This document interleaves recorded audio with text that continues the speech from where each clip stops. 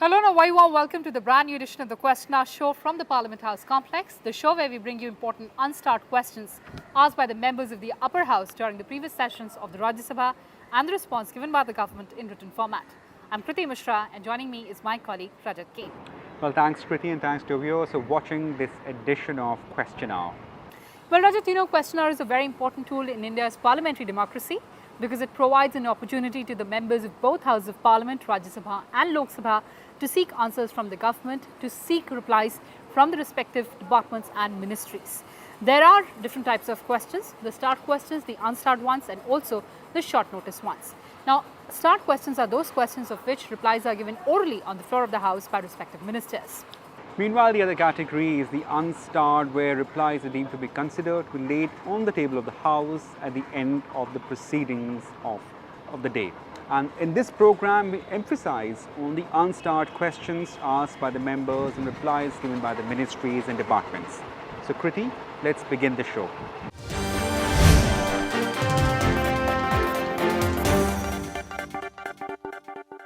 Well, starting with the first question of this edition of the show, asked by members Om Prakash Mathur and Sushil Kumar Gupta from Ministry of Agriculture and Farmers Welfare.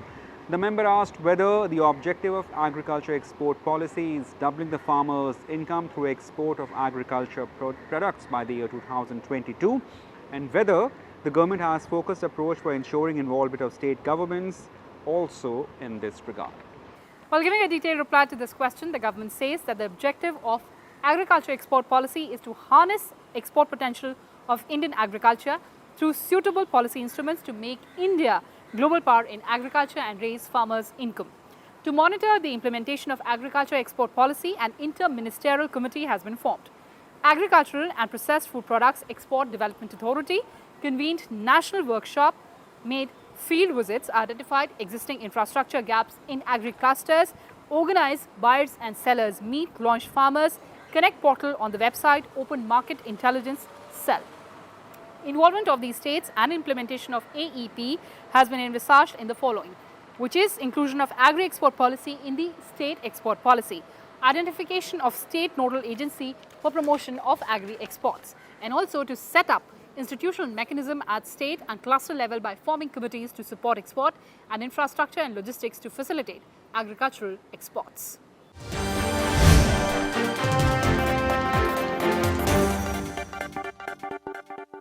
And joining us through virtual platform on the Question Hour show is Rajya Sabha MP Mr. Sushil Kumar Gupta.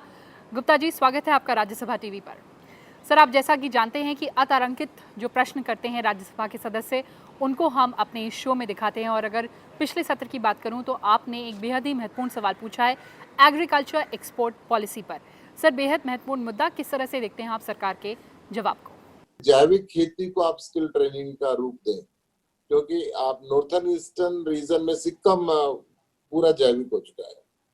आज हिंदुस्तान के agriculture product को दुनिया के बाकी देशों में इसलिए नहीं लिया जाता कि हमारे यहाँ रसायन उर्वरक का उपयोग बहुत होता है।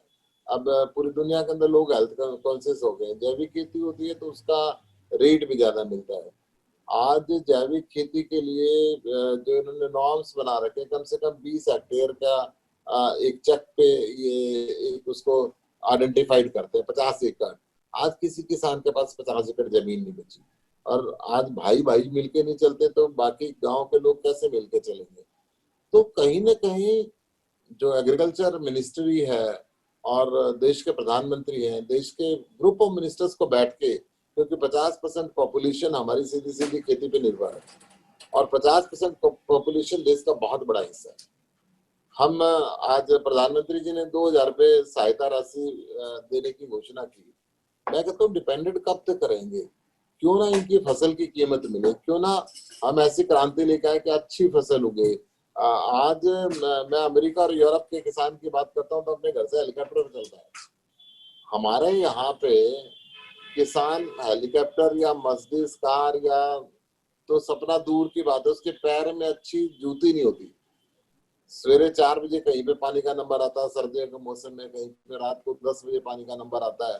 जब पानी का नंबर आता है तो किसान उस सर्द रात के अंदर कैसे खेत के अंदर जाके खड़ा होता है, तो उसका पानी, मतलब पानी की समस्या है, इलेक्ट्रिसिटी की समस्या है।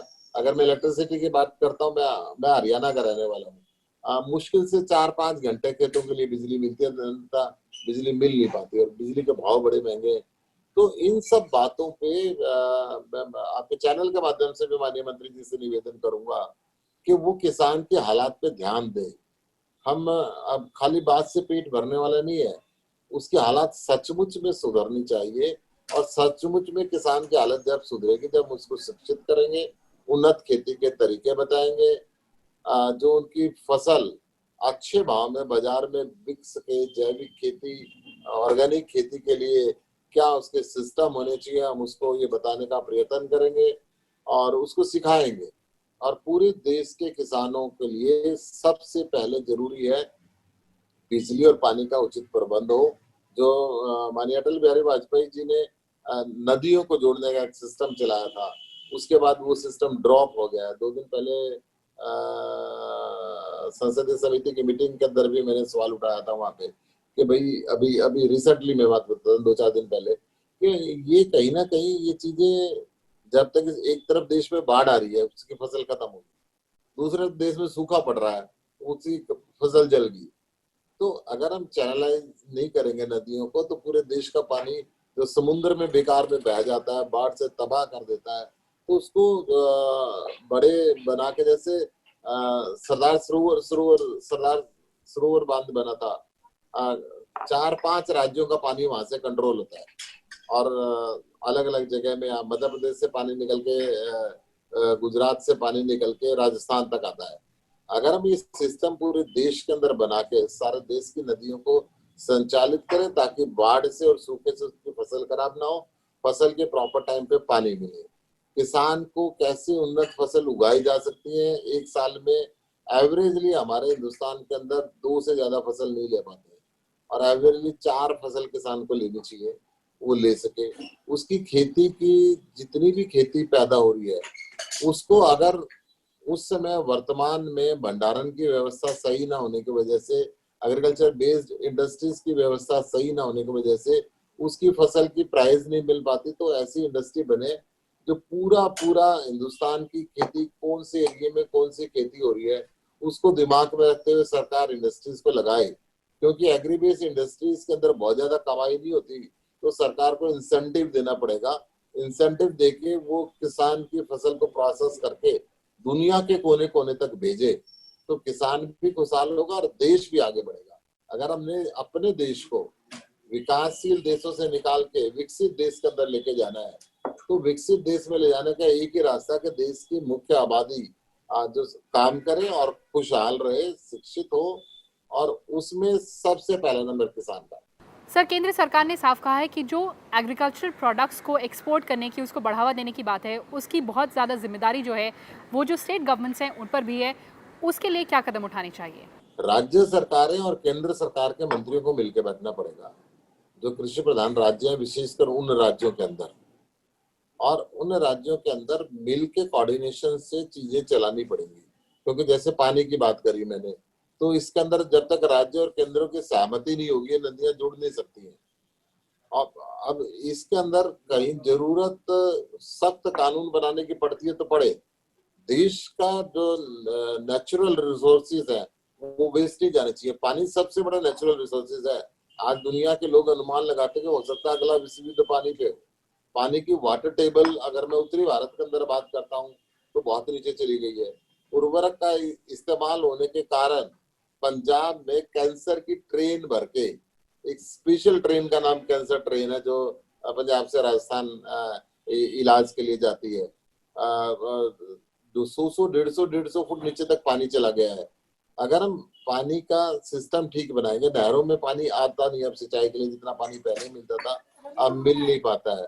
और आज इस देश के अंदर अगर इस स्थिति को हमने बेहतर करना है तो इस बात पे ध्यान देना पड़ेगा। राज्य सरकारें और केंद्र सरकार मिलके ऐसी इनोवेटिव चीजें निकाले, जैसे अमेरिका और ऑस्ट्रेलिया के अंदर उन्नत खेती किसान कर पाते हैं, कम कम व्यक्तियों से ज्यादा फसल उगती है, तो उस सिस्टम को हमारे यहाँ पे लाए। और जैविक खेती का, ऑर्गेनिक खेती का जो पूरी इंटरनेशनल मार्केट में आज अच्छी प्राइस मिलती है, पहले हिंदुस्तान की जैविक खेती के ऊपर भी विश्वास नहीं किया जाता था, परंतु आज जो जैविक की टैगिंग इन्होंने की है और आइडेंटिफिकेशन शुरू से लेके खेत के बीज से लेके आखिर तक चलता है, तो उससे विश्वास भी होने लगा है। परंतु मैं अगर बात करता हूँ दुनिया के बाजारों में, तो हमारा खेती का एक्सपोर्ट में 3 या 4% से ऊपर हमारा शेयर नहीं है दुनिया की अर्थव्यवस्था के अंदर। तो वो शेयर हमारा जब ऊपर जाएगा, वो ऊपर जब ही जाएगा जब हम एग्री बेस्ड इंडस्ट्री को लगा के देश के किसानों को सच्चे मन से राजनीतिक बातें छोड़ के उनका समस्याओं का हल करने की सोचेंगे, उनके जिंदगी जीवन को ऊंचा बनाने की सोचेंगे।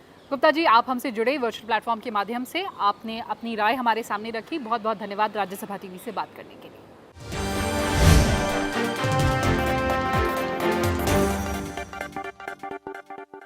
And moving on to the next question asked by member Naresh Gujral, and this question pertains to the Ministry of Commerce and Industry. And the member has asked whether the withdrawal of MFN or Most Favoured Nation status to Pakistan has reduced exports to Pakistan, and whether the withdrawal caused loss of income to traders in Punjab and Jammu and Kashmir. If so, the steps taken by the ministry for supplementing their income.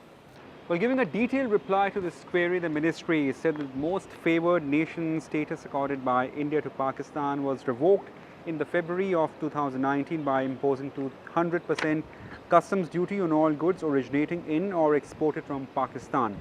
In August 2019, Pakistan announced suspension of bilateral trade with India, and all imports from India and exports from Pakistan to India were prohibited.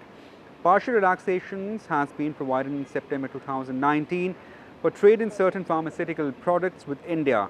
Now, as per the provisional data, the value of India's export to Pakistan amounted to $761.86 million in the period April 2019 to January 2020, as compared to $1,768.79 million in similar period in 2018-19, showing a decline of 57%. Now, no such analysis has been carried out further whether the withdrawal has caused losses of income to traders in Punjab and Jammu and Kashmir. Now, in order to facilitate investment in Union Territory of Jammu and Kashmir, the following incentives are offered to attract entrepreneurs by the Union Territory administration. First, allotment of land at subsidized rates. Second, cheaper power tariff. Thirdly, subsidy on purchase and installation of DG sets. And lastly, subsidy on installation of quality control and testing equipments. Now, additionally, Department of Promotion and Industry and Internal Trade is implementing several packages for providing incentives to industries in Jammu and Kashmir. Now, special package 1 and 2 from 14th of June 2002 to 14th of June 2017. The scheme provides first a central capital investment incentive, 30% of the investment in plant and machinery with an upper limit of 5 crore. Central interest incentives, 3% interest on working capital of 5 years. And central comprehensive insurance incentive, reimbursement of 100% insurance premium for 5 years. Industrial development schemes from 15th of June 2017 to 31st of March 2020.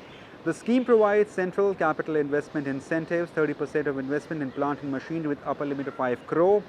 Central interest incentives, 3% interest in working capital 5 years. And central comprehensive insurance incentive, reimbursement of 100% insurance premium for 5 years. Income tax reimbursement of center's share for 5 years. GST reimbursement of central government share of CGST and IGST for 5 years. Employment incentive under additional 3.67% of employers' contribution to EPF in addition to government bearing 8.33 employee pension schemes. Contributing to employer in PMRPY and transport incentive on finished goods movement by railways, 20% of cost of transportation, by Inland Waterways Authority 20% of the cost of transportation, and by air 33% of the cost of transportation of the air fleet from the station or port or airport nearest to unit to stations or port or airport nearest to destination point. Also, under the scheme, a single unit can avail overall benefit of up to 200 crores. Now, besides above, Several other steps has been taken by the Union Territory of Jammu and Kashmir to spur investment. Now these include ease of doing business has been strengthened, land bank for new investment has been identified, 14 focus sectors for investment have been identified and policies in all these sectors have been drafted. The Government of India is fully committed to overall development and steps taken, and several steps including preparation of new industrial policy are being taken to boost trade, industry, investment and employment in Union Territory of Jammu and Kashmir. And lastly, schemes and projects under Prime Minister's development packages are under various stages of implementation.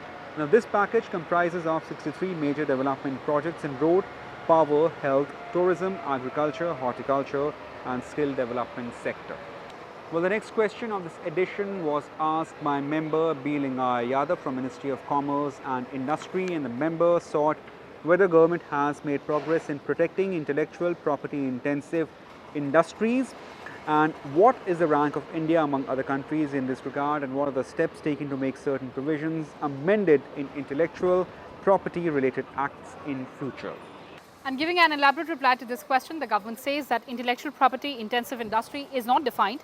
However, this department has taken various initiatives to strengthen intellectual property rights regime in India, like legislative improvements, modernization of IP officers, manpower augmentation, use of IT and technology in e-filing of applications, acceptance of email in all India patent office transactions, online delivery of certificates of grant or registration of patent, trademark and designs in digital format, use of video conferencing for hearing of IP applications, SMS alert to give updates, expedited examination of IP applications, spreading awareness in IPR, India's accession to the World Intellectual Property Organization, administered treaties and signing of pilot patent prosecution highway project with Japan in the month of December 2019. The impact of initiatives taken during the last 5 years are as under. Period of examination of new trademark applications has been reduced from 13 months to less than 30 days. Trademark is registered in less than 7 months if there are no objections or opposition filed, as compared to 3 or 5 years required earlier. 11.25 lakh trademark registrations in just 4.5 years, that is from 2015 to 2019, as compared to 11 lakh registrations during 75 years, that is from 1940 to 2015. Patent examination increased from 22,631 in 2014-15 to 85,426 in the year 2018-19. Time required for patent examination reduced from average 72 months in 2014-15 to average around 36 months in 2019, and grant of patents has increased from 5,978 in 2014-15 to 15,283 in the year 2018-19. The Government of India has been working steadily to improve India's ranking in Global Innovation Index, and this is evident from the fact that India has been consistently moving up on the global ranking in the past few years. India's ranking has improved from 81 in 2015 to 52 in the year 2019 in GII. Amendments in the Act are related to intellectual properties are considered by the Government of India as and when deemed necessary. And moving on to the next question asked by member Natimul Haq, and this question pertains to the Ministry of Agriculture and Farmers Welfare. And the member has sought details of droughts that have affected farmers in different parts of the country over the last 3 years, and whether government is considering to incentivize millet farming over paddy and wheat farming to tackle water shortage, and the details thereof.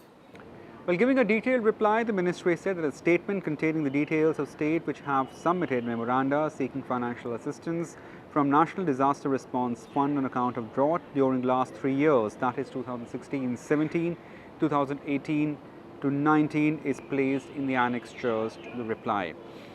Now, the response to the query considering the National Food Security Mission, the government says a submission on National Food Security Mission, that is Nutri cereals comprising of sorghum, that is jowar, pearl millet, bajra, finger millet, ragi and mandua, and smaller millet, that is little millet, kutki, kuru millet, kodo, barnyard millet, that is sawal and jhangoral, foxtail millet, kangni and kakun, proso millet, china, is being implemented from the year 2018-19 in 202 districts of the 14 states. The northeastern states, Himachal and Union Territories of Jammu and Kashmir and Ladakh have been given flexibility to implement programs on Nutri cereals.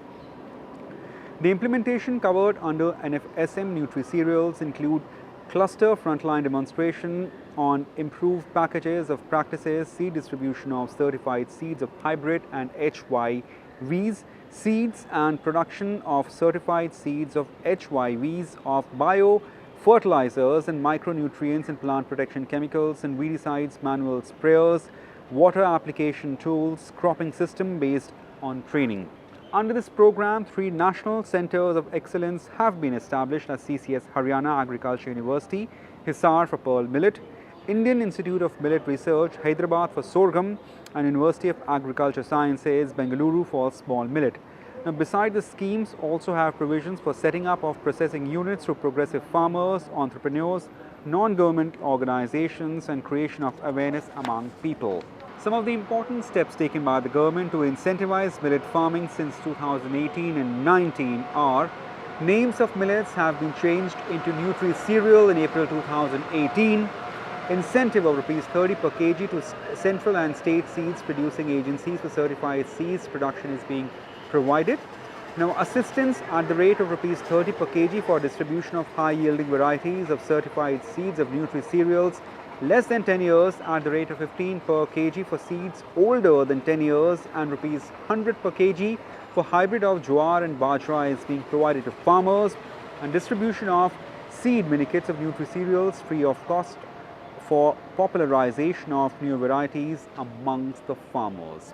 Now, these were the steps taken by the government in the sphere of agriculture produced for multi-cereals.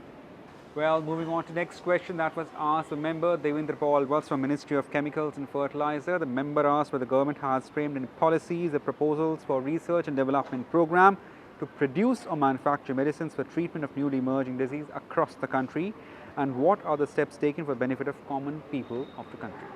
While giving a detailed reply to this question, the government says that it has initiated several programs and schemes to discover and develop new drug molecules. The Department of Pharmaceuticals has constituted an interdepartmental committee to coordinate work in the area of pharmaceuticals research undertaken by organizations and institutes under the central government for institutionalizing a robust mechanism to ensure economy, efficiency, effectiveness and transparency in the arena of pharmaceutical research.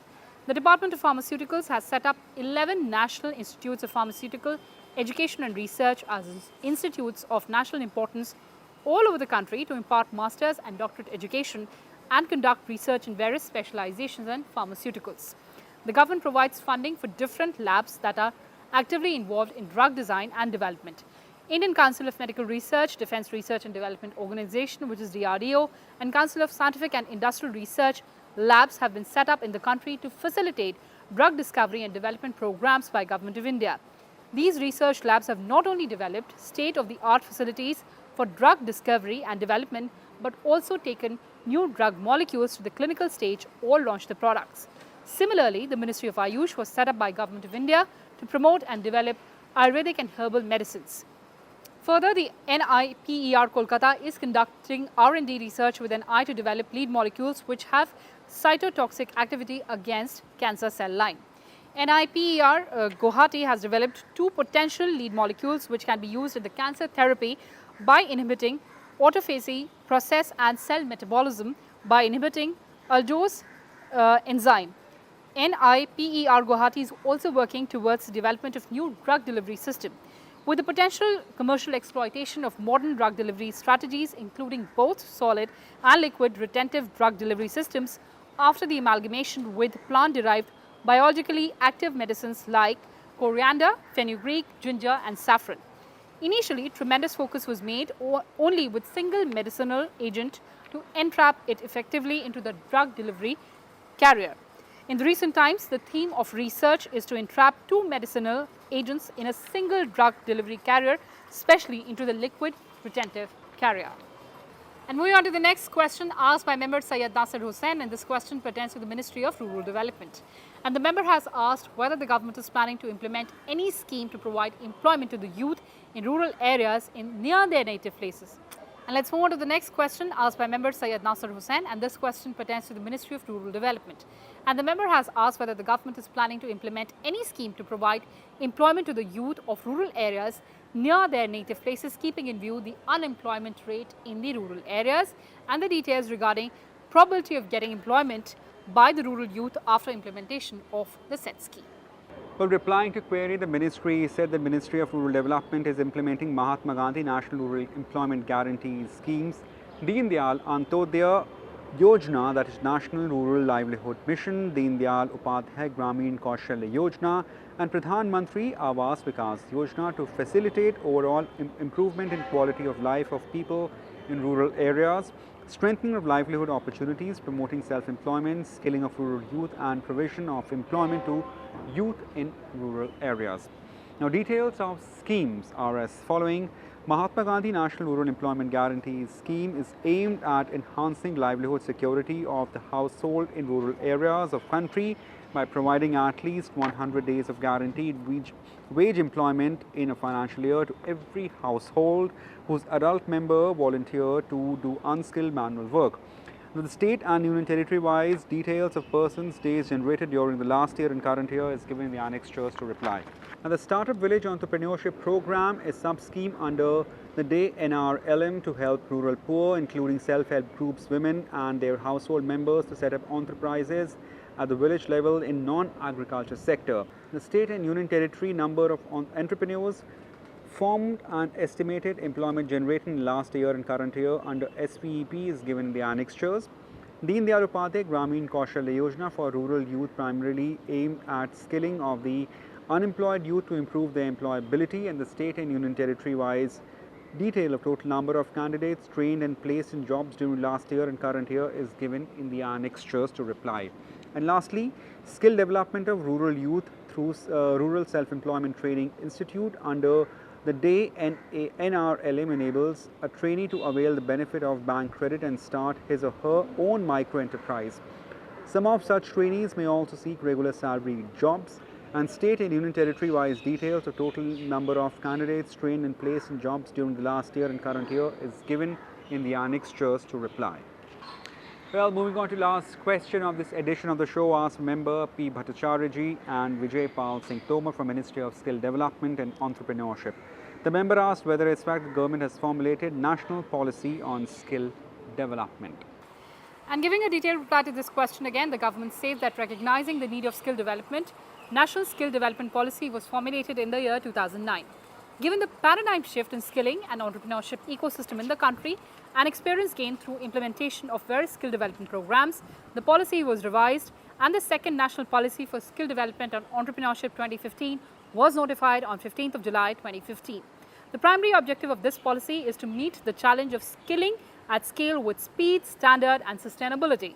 It aims to provide an umbrella framework for skilling activities being carried out within the country to align them to common standards and link skilling with demand centers. The policy also seeks to coordinate and strengthen factors essential for growth of entrepreneurship across the country.